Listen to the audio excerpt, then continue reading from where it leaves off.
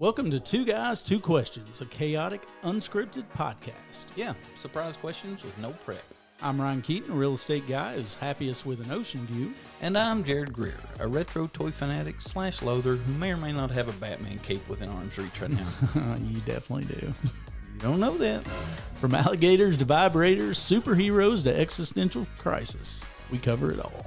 Plus, every month we'll bring in a mystery guest and try to keep things extra unpredictable. So if you like spontaneous conversations, French bulldogs stealing the show, and two guys who think they're funnier than they probably are, then you're in the right place. Yep. Well, enough of this. Let's do this. Two Guys, Two Questions starts now. All right, we're here. Here we are. What's good? So what you been going on to? What's up with you, man? Yeah, fuck. It's been an eventful week, man. I've been moving like crazy. You got to come see the space now. It looks awesome. You keep telling me that, and every time there. I message you, you're not available. I don't live my life like that. I do. I've been there like almost every day. Been there just working on shit. I have come to realize I own too much shit. I need to get rid of some of it. To that end, anybody in podcast world that wants to buy some shit, let me know. Listen, I got to talk about. I want to tell you about something. Have we ever talked on here about the fact that an auction company owes me a shitload of money because he lost my shit? Well, we talked about the fact that they lost some stuff in transit. Yeah. And then you were feeling good about it because you felt like they were going to take care of it. It was all good. Yeah. Well, so that took a turn. This actually took a good turn, I guess. I signed a non-disparaging agreement, so I'm not going to say which auction company, but I may have said that in the past. I don't know. Anyway, they made good on it, not of their own free will, but so I'm sitting here in my underwear like fucking midnight Sunday night, eating a bologna sandwich, and I thought, you know what? Fuck them guys. So I typed up a strongly worded email. And I went to the website and I copied every motherfucker, every swinging dick on the website, CEO, CFO, every son of a bitch that they had a picture of and an email address for on the website. I copied this email. And before I did, I put it in ChatGPT and I said, hey, make this not legally actionable, please. So ChatGPT helped me out a little bit, cleaned it up a little bit. But the next morning, my sales rep called me and he's like, hey, if you'll sign this agreement, we'll cut you a check. And he sent it over to me, signed me an agreement, and they overnighted me a damn check. They paid me. They did. So I guess all I'm saying is sometimes being a pissed off redneck will get you everywhere. But also, I did feel like from the get-go they were probably going to do the right thing. They were just doing it on their timeline and not mine.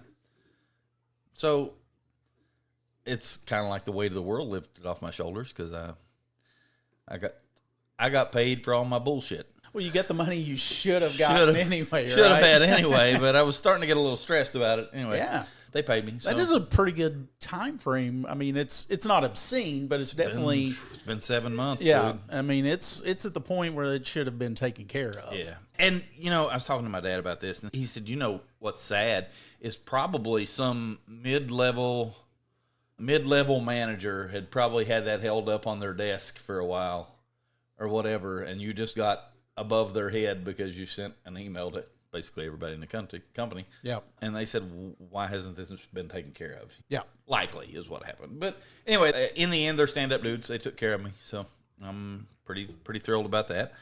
Yeah, it is funny how, good, bad, or indifferent, how effective getting to that point is. Yeah. And it's sad because it happens with phone companies, with internet. I felt bad about it. I felt bad about it because I didn't want to throw like the guy I've been dealing with under the bus because I did feel like he was working in my interest or whatever, but I felt like he didn't have enough stroke to get anything done. Yeah. And so I sort of felt bad after I sent it. I thought, I probably shouldn't have fucking done that.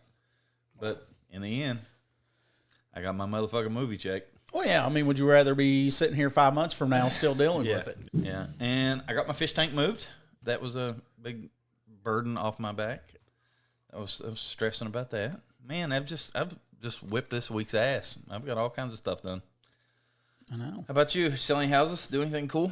Yeah, got a new listing. Is a lot slower week than typical. I mean, I got a listing, wrote a couple offers, got one didn't come through, but Shit still selling or no? yeah, we're definitely in a little bit of a transitioning market. I think there's so many people kind of scared and just don't know how to take what's going on with the economy. You have people excited, but I think people are starting to go, well, wait a second, how's this really going to affect me? So it's interesting to say that. Well, if it makes you feel any better, the Labubu market is very strong. Yeah, so you're saying you're ready. Yeah, we're probably going to go back to L.A. and buy a shitload more fake Labubus. So you've sold your inventory. Yep. Going to go buy some faux boo-boos, which is a sentence that didn't even exist 6 months ago. But anyway, the Labubu market is strong. I watch it on StockX every day. So if you get tired of buying and selling houses, just get on the internet, go to Pop Mart, buy yourself some Labubus, turn $27 into $75. It's just that easy. That easy. Yep. It is. So you're going to do that on the multiplier. Oh, yeah. I'm going to buy 400 or 500 of them. I hope I don't fly to L.A. and then not be able to get any. That's not something you test out or try to find out first? Nah, fuck it. It's a good excuse to go to L.A. Yeah, where's the adventure in that? Shit, that don't sound like any fun at all. Actually, that's sort of a lie. So in L.A., there's a little 7 to 9 block area called the Toy District. We might have covered this, I don't know. But it's kind of like Chinatown. And you're buying shit off just whoever's on the side of the street selling you shit. And every store probably has a different name yesterday than it did today or whatever. So I did get on Google Earth and try to find phone numbers for some of the places I bought stuff last time, and they don't answer their phone, or the phone number doesn't exist, or you're basically buying little stuffed plushies. They don't want to be found. Yeah, you're buying little stuffed unlicensed plushies from, probably the Golden Triad or some shit. Yeah. I don't know who, but somebody that doesn't really want you to have their phone number. So yeah, makes sense. Whatever. So young white girls can have something to put on their purses. It's all in good. It's all in good fun. It's the new Beanie Baby. Yeah. It's all in good fun. Shit, I don't know, man. This week has been fucking stupid all the way around. I was just hoping, quite honestly, that you would come in here and tell me something miraculous was about to happen in the housing market or whatever, and I was just going to tell you to sell this sumbitch. Yeah. Again. But, here we are. Tell me something good. Something good. Well, I'll tell you what, there was one thing that I have been thinking about, and I think we missed a few opportunities, but not to get you in your feels a little bit. Oh, shit.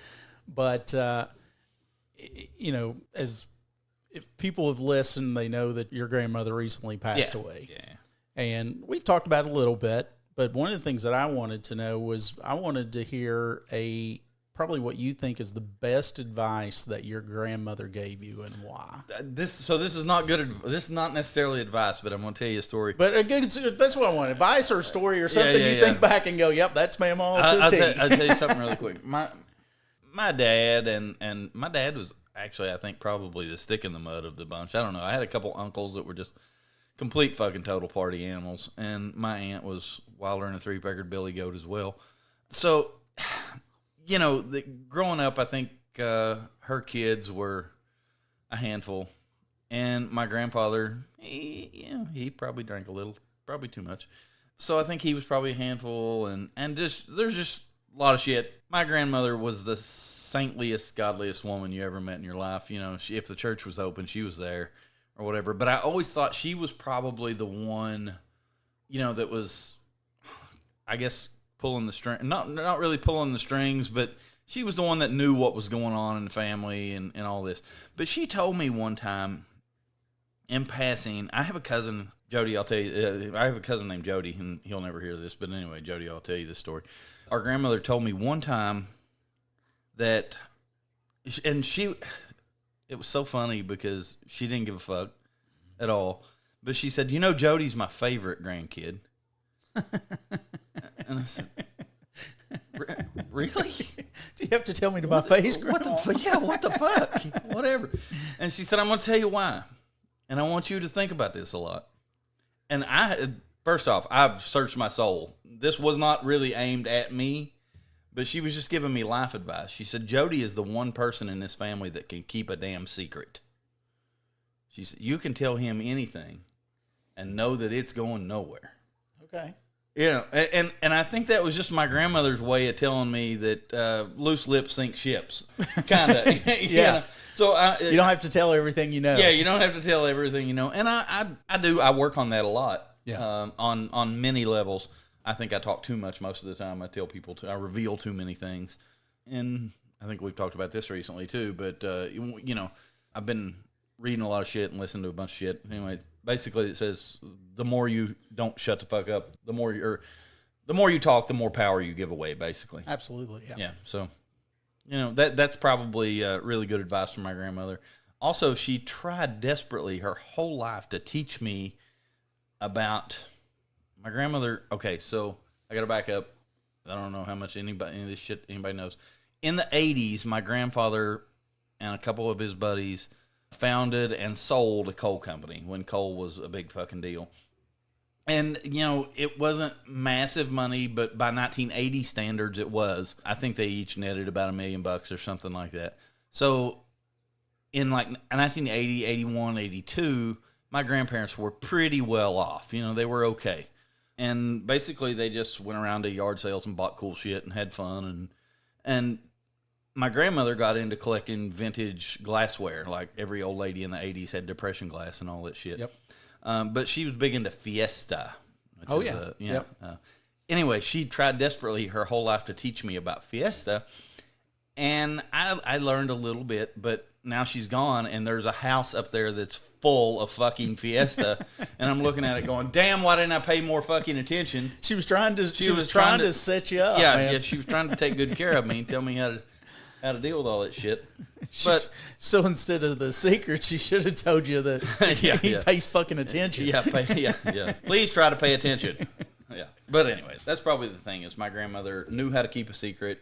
And so does Jody, evidently. Yeah. Cousin Jody knows how to keep a fucking secret. Turns out Jody was the favorite. He got the house. Oh, yeah. So she stood on business. yeah, she did. Yep. Jody's getting the house. So that's awesome. Anyway. All right, you got a real question or is...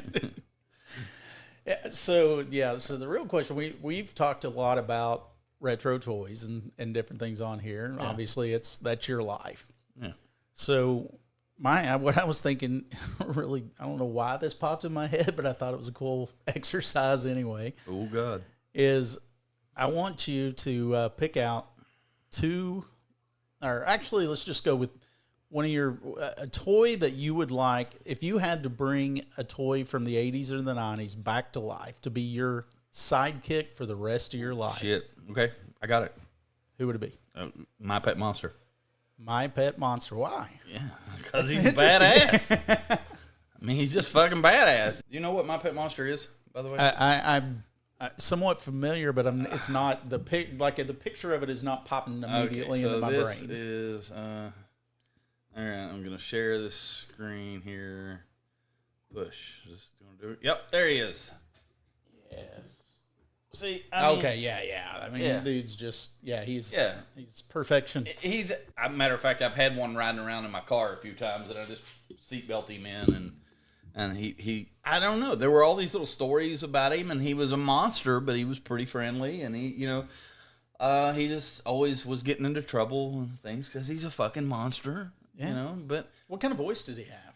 Was it, like a typical Cookie Monster, gravelly kind of thing, or I don't remember watching in the anime. Well, he's alive now, so he's your alive sidekick. Now? Oh fuck! I mean, remember he's your sidekick, so I think he probably has a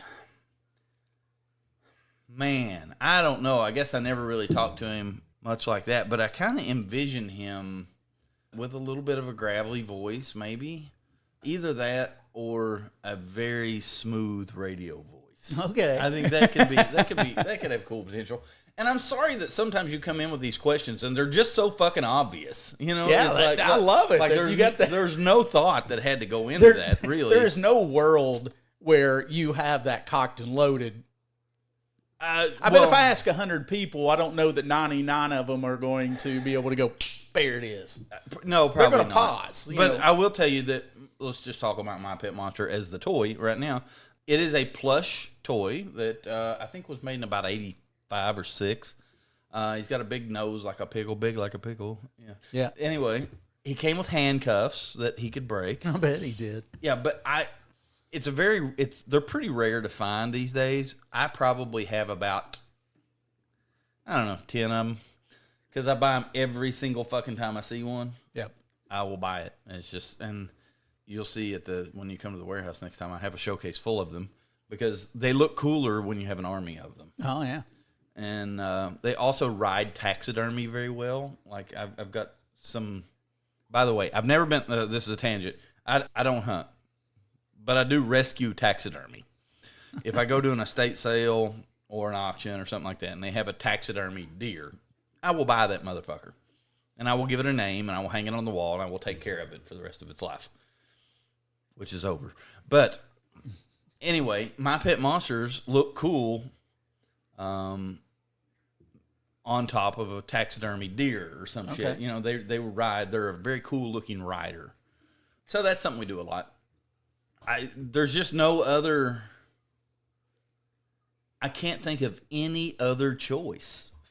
Which is funny because I will tell you what I thought you would say. I was like, I did think that there was a chance you would answer this quick. Yeah. But I thought it was going to be He-Man. No. He-Man would be a real pain in the dick to hang out with, I think, because, well, if you got Prince Adam, he's a real pansy ass, and nobody wants to hang out with him. He's a goody two shoes. He's a pansy ass. But if you got He-Man, he would just constantly be showing you up. And making you look bad. So now, what do you feel like are some of the unintended consequences you'd have to deal with as your little monster as your sidekick? I mean, he's always going to be fucking shit up, and but that's what monsters do. That's what they're for. They're to make. Here's the thing: if you think about this, the monster is the scapegoat. Okay, if you're say you're an 8-year-old kid, you got a monster. You break the fucking TV. Mom comes home. Who broke the TV? Well, the fucking monster did it. And I can't help it. He's a monster.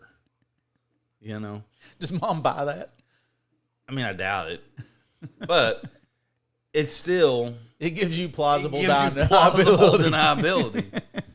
I mean, like, Mom, you bought me a fucking pet monster. How is this not your fault? So is that if you make a bad business call or something like that? It's fucking monster did it, yeah. And it could realistically be because it's come to life as your sidekick. So yeah, and I don't know. I just think it is the. I mean, there are probably some other plush toys that could be a decent sidekick. Do you remember My Buddy? Yeah. Yeah, My Buddy and me would like to climb up a tree. Oh yeah. Yeah. Buddy and me. Yeah, My Buddy, I guess, could be a sidekick, but not for me because he's not a monster. I mean, probably some pansy asses had My Buddy for sidekicks, but wasn't me. Yeah. So, I mean, I guess I probably am not too, because my thought was I was probably going to go with the Teenage Mutant Ninja Turtles. That'd be cool, but you're too. They like pepperoni. You're too over this. That's the problem is that they're going to be really fun because they're young and they're going to be lively and mischievous. But that's the downside of that is you're like, I can't keep up with these motherfuckers. Yeah, but also I'm not saying you're too old for that. I'm saying Teenage Mutant Ninja Turtles came into. God, was it 89 or 88? When did TMNT toys come out? Yeah. I should know this. You should. I want to say 88, but yeah, 88. So we were like too old to be playing with action figures when Turtles came out. Now, speaking of which. Oh, fuck. You got one now? You got that. Yeah, so that one is in the box. This one was given to me as a gift by all of my staff members. They bought it for me for Christmas this year. Oh. But it's the only one I have in the box. But he is pretty fucking cool. That's pretty sweet. Yeah. Who wouldn't want this for a sidekick? Let's see what the box is. He's everything you've ever wanted in a monster. This rough and tumble 26-inch fellow is ready to become the best pal a kid could ever have. He may look scary, but his chains are really meant for fun. Handcuff him anywhere or turn him loose. Turn him loose. Yeah. Although his handcuffs are meant for fun. Yeah, I think they know what they're doing. Yeah, they knew what was up. They knew what was up. Hours. Yeah. Anyway. Of fun. I totally didn't realize there was fucking one sitting behind me. That's having to look up and see it. That is a testament to how many of those fucking things I own. Yeah. But that's the only one I have in the box. I did like... I had a Godzilla toy as a child that I liked really well. You might have had one. He was part of the Shogun Warriors line. His fist shot off, and he had a tongue that was fire. I liked him pretty well. I got 4 or 5 of those now. But you got to. I mean, the fact that you're choosing this to be a sidekick that's with you at all times is you got to rethink. Yeah. Dragons or the monsters. Skeletor or He-Man or something like that. I mean, Skeletor wouldn't be bad if he just made shitty jokes all the time. Yeah, I don't know. I mean, that could be good. That could be good fun. Keep it light. Yeah, I don't know if you know this or if you noticed this. Like in the He-Man cartoon, they never really hurt each other.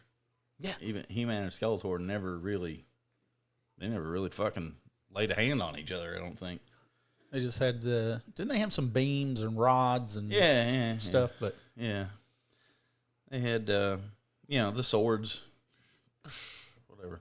But anyway. So, who's your sidekick? That's what I said. I thought, I had, like I said, I'd pretty much decided I was probably going to go with the Ninja Turtle. Yeah, I'm sorry. Ninja Turtles, because I think they're going to probably keep me young, because you're going to have to try to keep up with them. I really enjoyed hanging out, and for the most part, besides, some of the sass you get back, but for the most part, I enjoyed my kids' teenage years. Yeah. So I think having some teenagers there that, if you're just cool enough, the teenagers they'll still hang in there with you a little bit. I don't know. It might make you weird. Yep.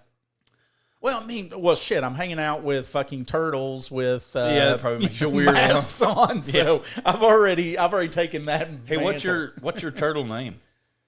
Ooh.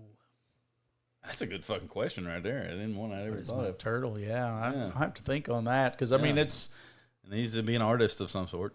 Yeah, but it could be a music artist. Could be anything, really. Ooh, I think either Salvador. Yeah. Would Salvador or Goddard. Yeah. I think would be at least names that fit in with the Leonardo and the names anyway. Yeah. What about you? You got one locked and loaded? No fucking idea. I'd have to really sit and think about that. That's tough. But so. If you were in the Turtles, are you one of the Turtles, or are you some ancillary character? I feel like I'm going to have to be somewhat like the Rat. Oh, so you're to where I'm helping. You're the old wise one. Yeah, I'm kind of helping educating them. Still hang out with them a little bit. Not quite as old as the Rat, to where I'm got a cane and moving around. So I'm kind of the in between. Okay, I saw a thing the other day that said. Those turtles didn't have a heat light or any calcium supplements, so they're probably going to have metabolic bone disease with no full spectrum lighting on those turtles. Yeah. Speaking of turtles, I have baby snakes hatching. Okay. That was another. That's your favorite part, right? Yeah, that's another thing that was this week. I had my first eggs started hatching, so I woke up yesterday morning to little baby snake heads poked out of eggs, and that's always fucking cool. You've had a good week. Yeah, it really has. It's been a solid week. All right, listen, this is about to take a turn. All right. Because we started out all on, you almost made me change my question because yours was so lighthearted. But that's the beauty of this podcast. Is that, yeah, I guess. Yeah, it was, but we also did kind of start this off with Grandma. Yeah, well, yeah. So, yeah, sorry, Grandma. This is. So I was thinking about this earlier.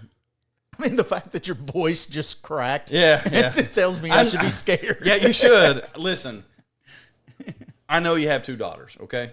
Yes. That listen. Yeah, that listen. Okay, so we're not gonna say it's either one of your daughters, but a hypothetical daughter that you had. Oh God. Comes home and says, you say, "Hey, how's things going?" And they say, "Great. I'm making like $300,000 a week right now." And you say, "What are you doing to make $300,000 a week?" And they say, "My OnlyFans is really taking off." How do you answer that? Let's see how far your progressiveness goes. Is that okay? If they're making $300,000 a week? I'd probably ask some questions about what they're doing on the OnlyFans. But do you want to know? Yeah, I mean, I don't want to see it. I want no version of seeing it. But I do feel like I could have a conversation about, okay, what kind of things you're doing. You know, so are they, to me, part of the good thing, I guess, on OnlyFans is you're not physically around whoever you're selling this shit to. Yeah. So, you know, if someone's got a foot fetish or if someone's whatever and somebody wants them to shit in a top hat for $800, I say, get your fucking money. If you got a dumbass out there that'll give you $800, okay, just shit in a top hat. Yeah, all right. Shit in a top hat. If that'll make you $800, I mean, that's a good week. Yeah, I heard a girl interviewed one time on. You ever heard Therapy Gecko? No. Okay, there's a guy that literally dresses up as a gecko and takes callers and gives them a life advice. And it's a great. You should listen to it sometime. Fuck, that's amazing. I hope that one day we are as successful as Therapy Gecko. Probably has a 20 million followers or some shit. I don't know. Anyway, I heard somebody call into Therapy Gecko one time who said she was doing OnlyFans and her thing was she sat on food. And she got paid to get naked and sit in the middle of a birthday cake, or get naked and squash a watermelon and sit on it and play in it. Anyway, that was her thing on OnlyFans, and she was making all this money. And she said, "I need to know if that makes me weird, you know?" No, I think that makes you a smart businesswoman. Yeah. I'm not against prostitution. I'm not against, those. So I feel like if somebody wants to do something and someone's willing to give you money, and nobody's getting hurt. So, it's different if somebody's getting hurt. But honestly, I think I would talk to them about what they were doing safety-wise, with like if they were mindful about how they took the pictures. So, could somebody tell where you're at or track you down, or ideally if it was doing something to where you weren't showing your face. But, if I feel like I'm pretty good about whatever my kids make a decision. I feel like I've hopefully have raised them to where they're making good ethical decisions. And if I don't see that as unethical, I feel like that is a marketplace that has thrived. And I mean, it is God love her, man. If somebody's getting paid to sit on a fucking watermelon and crush it, and they get paid $500 or $1,000 or $800, but good on you. Good job. That's what I feel like. And good on whoever in the hell is on the other side of that's got $500 or $800 to fucking flush. Okay, so let's take this one step further. You have an OnlyFans tomorrow.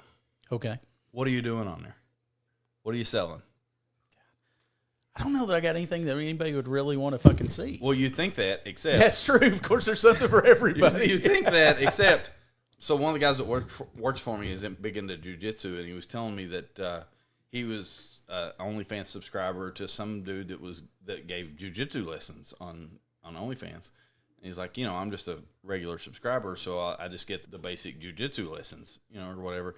He said, but you can pay, $100 and get the same lesson with him being nude, or whatever. It's a little strange, but I mean, I mean, you got to figure their bodies are probably ripped, so I'm sure somebody's going to enjoy that. But you have to find something, and I don't even know that it's, I don't even know if it's sex related or whatever. I assume that is what sells on OnlyFans. But you have to find something that sets you apart from a million other motherfuckers on there to make money. I feel like I would want to do something that is just ludicrous, like just... Could you give inspirational speeches while naked? I mean, that's it. I got a pretty healthy novelty sock. Like I wear like Pop-Tarts or Smurfs or whatever the hell it is. I got a million pairs of socks, and they're all kind of tacos or something. So you're a sock guy. Yeah. So I think, if I could strategically place my socks and come up with a... driving a boat with a sock. Well, I mean, I'm just have a whole little theme of like the sock doing things in everyday society. Yeah, I mean, I'm looking for ideas here. So do we want to partner on that? No, not on the sock thing. No, we're not partnering on anything on OnlyFans, right? I'm sorry, I love you. I thought you were progressive. I am sorry. We don't have to touch. We don't have to touch tips or anything. We don't sword fight. Not really my thing. Always heard as long as you didn't look each other in the eye, it's okay. I'm not sure about that, though. If you look at each other in the eye, your souls just evaporate. I have to consult that. I got some friends I could probably consult on whether or not that's gay. I didn't even think about it again. It makes me flash back to the vampire shit again. It's like the vampire stuff all over again. Yeah. So no, I am not homophobic, but I'm not eating a man if I'm a vampire, and I won't do an OnlyFans as a duo. But I'm straight, damn it. Evidently, I have a line. What's the Joe Exotic line? He said, "If you're watching porn and you want to see the guy with the big tiny cock or the big one, oh, you ain't as straight as you thought you were, are you?" Yeah. So, well, this took a turn. I will say this, and this is not me outing myself as getting ready to start an OnlyFans, because I'm surely not. But I do. One of the questions I thought about today, because I know you always come cocked and loaded with 100 fucking questions. You got a damn Google Doc. I think of them the day we're doing this. And one of the questions I was thinking about today was, what's the worst missed opportunity you ever had? And that led me down the rabbit hole of, in 1999 and in 2000, 2001, I owned a fucking computer store. Okay, I was very tech savvy. Yep. This is the time around the advent of YouTube, and I just thought, well, that'll never fucking go anywhere, or whatever. What kind of fucking idiot was I to not? I owned a camera. I knew I had the technology. Why wasn't I out there making stupid fucking videos and becoming, when it was easy to come up as a YouTube star or whatever? Why wasn't I trying to figure things out? I did a lot of cool shit back then. Could have probably filmed it. Could have probably done something good. But I waited till I'm damn near 50 to fucking have a podcast with you, and even though I've had the equipment for fucking years. So I just wonder, is there, is OnlyFans one of those platforms that there's an opportunity to teach jujitsu on or whatever? Yeah. I think there's countless things out there that are possibilities that are right in front of our face. Yeah. And we just don't see it. I remember, I can remember back whenever you were doing the semi-truckloads of like computers, and I spent many a nights at the warehouse there. Yeah. And I guess it's Moorhead, Round County, Carter County, kind of right around the county line there. And working on that. So, I mean, So why, at that time, were we not trying to figure out how to use some of that technology in at that point? Yeah, I don't know. My dad asks me every day why I'm not as cool as Mr. Beast. I think that the part of the issue is that we didn't grow up with all of these things. I remember the first time that I got a cell phone, I was a sophomore or junior in college, and it was just like one of the little Nokia type little things. we talked for 6 months about whether that was a good investment or not. Whether we really needed this, how often will we have to need. So, I mean, I don't know that I was in the mindset of that time of seeing around the corner of going, oh, okay, this is what this is going to be. And then by the time that we got to YouTube really blowing up, probably something we could have entertained. But at that point, me personally, I was raising kids and needing to work other jobs and taking a risk on, throwing my shit up on YouTube or whatever probably just wasn't there. I think that probably my kids, maybe. But I mean, even though them too, by the time that they got up there, yes, it was an everyday part of their life, but there wasn't the TikToks and all that kind of stuff as much for my older kids. Yeah, my kids are the same. Both of them, I feel like, should have done something with the, with the whole influencer or whatever world. But I think they're both just, they're not lazy, but they're not committed. Yeah, I think you have to be super committed to. It's a job. Yeah, it's a job. And I think you really have to have a passion and love. And yeah, even if you were just recording your little nondescript podcast, I mean, probably the biggest eye opener for me on that too was like these child that are getting the houses and the moms that are involved and all that kind of stuff. And then, granted, that all went sideways, but those people all became huge influencers, but their life sucked. It all revolved around everything you were doing had to be entertaining, and you were doing this. And there was a very strict schedule, and you had to be here at this. So, I mean, it became a full-time job for these people. And in that particular situation, the sad thing was that they're kids, so they can't make the money. Right. So mom is the one that's doing everything. Well, mom was the one keeping the money and then doling out, and of course one mom really running the show, and you had 8 other kids and 8 other moms in there besides hers. Yeah. I don't know, man. But yeah, I would like to find the next. I'm down for.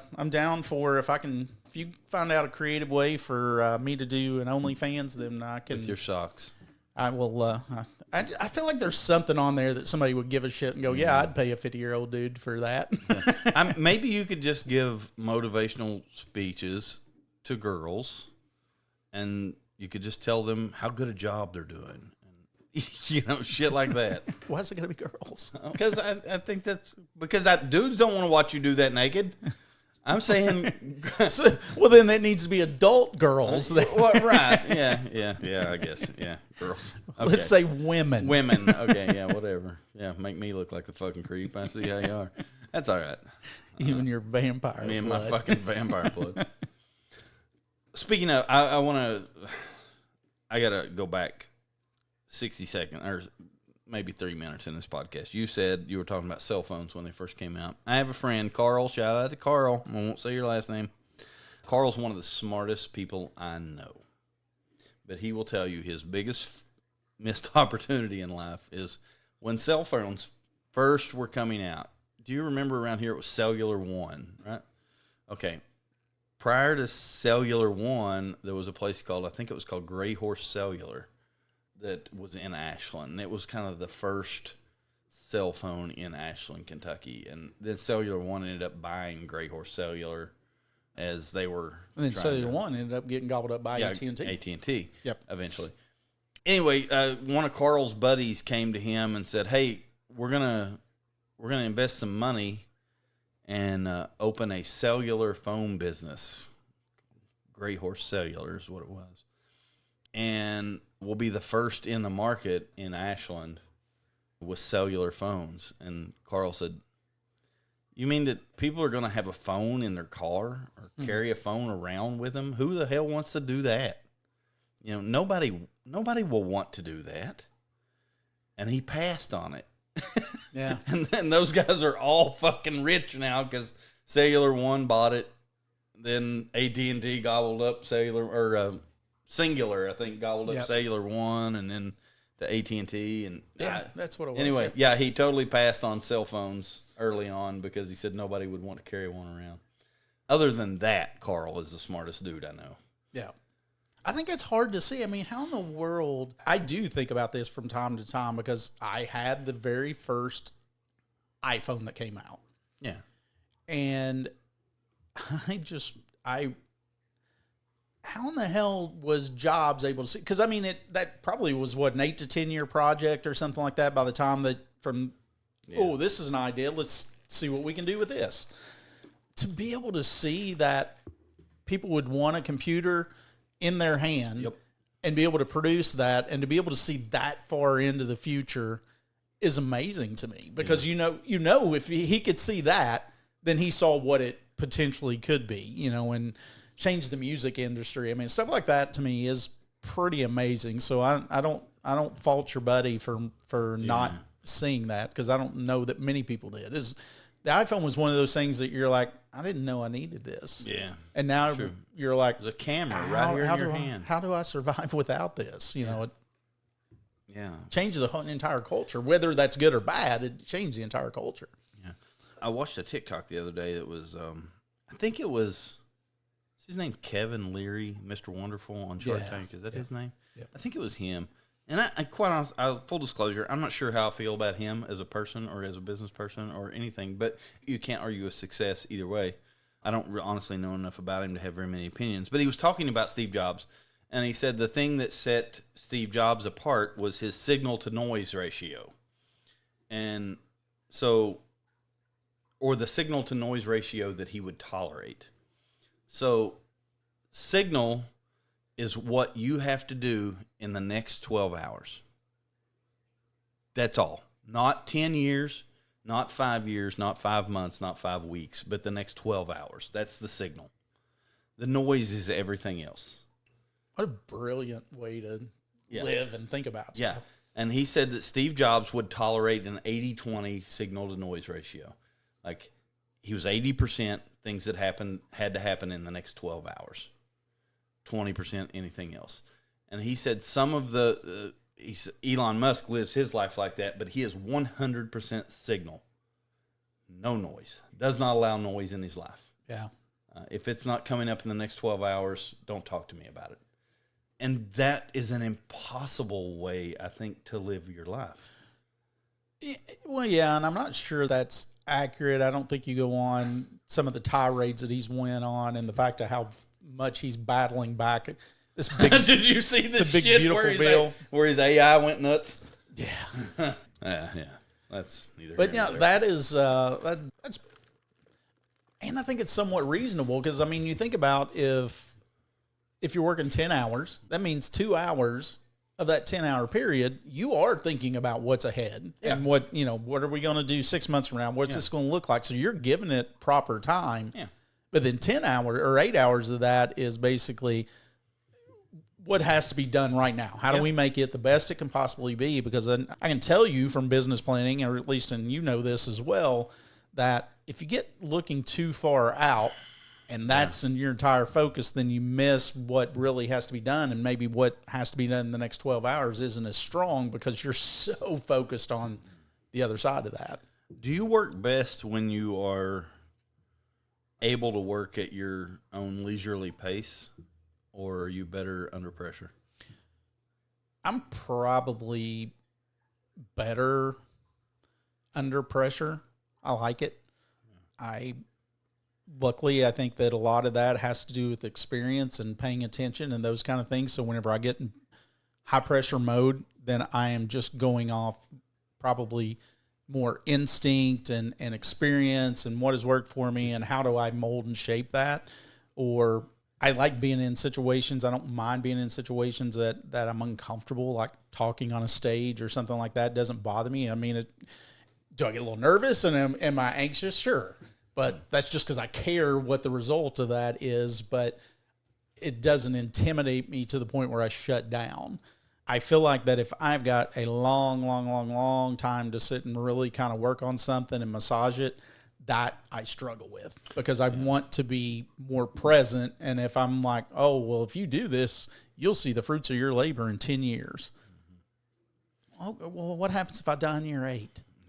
Given I think it's just because I'm massively ADHD or whatever, but although I have trouble with that sometimes. But anyway, I think given the opportunity to think about things too long or to veer off course, I do that. And that's why a lot of times I will force myself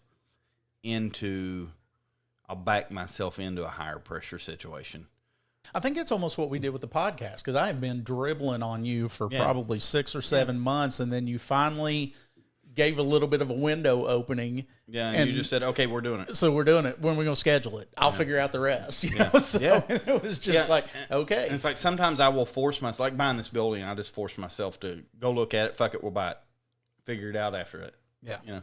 And sometimes I'm better under that situation of, oh, well, I've done fucked up. Now how do I fix it? You know? Yeah. I'm a damage control person a lot of times. But I think... and sometimes I cause my own damage just so I can control it. But to go back to that, though, I think that a lot of times, like in the situation with buying the building, it was an educated... Yeah, I knew I needed to do it. It was a leap of faith, but it was an educated leap of faith. Yeah. And then you had the money pitfall, fears to start with. Man, I really like it now. Yeah. I'm starting to really... I got the new roof put on. I don't think you'd have been happy if you didn't get one that you didn't get a pretty up yourself. Yeah, I got to make it what I want to do. But I forced myself to do that by not thinking about it too hard and just saying, fuck it, let's buy it. Yeah. You know this, but I'm showing me a million places.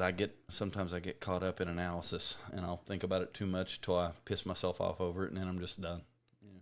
Then you're gone. Yeah, if it's not easy, I won't do it. That's dumb, I know. Anyway, all right, we beat this shit to death. You've already called me all kinds of weird things and pointed out that I said girls instead of women. Yeah. Yeah. All right. We came in, we got to celebrate. Yep. We got to celebrate you to start with, and then we shit on you at the end. Shit on me at the end. Get it? And with that, we're out. Because I think I'm young. It's because I think I'm young, Ron. I know I'm young. Okay, that's it. I'm young. And just like that, another episode of Two Guys, Two Questions is in the books. We laughed, we learned. Well, we mostly just laughed. Yeah, and if you made it this far, congratulations. You now have random knowledge you never asked for. You're welcome. Don't forget to follow, subscribe, and leave a 5-star review. Or don't, but just know if you don't, we're bringing back the squeaky toys. Oh, it's coming back either way. Until next time, same two guys, two questions, and absolutely no idea what we're doing. Perfect.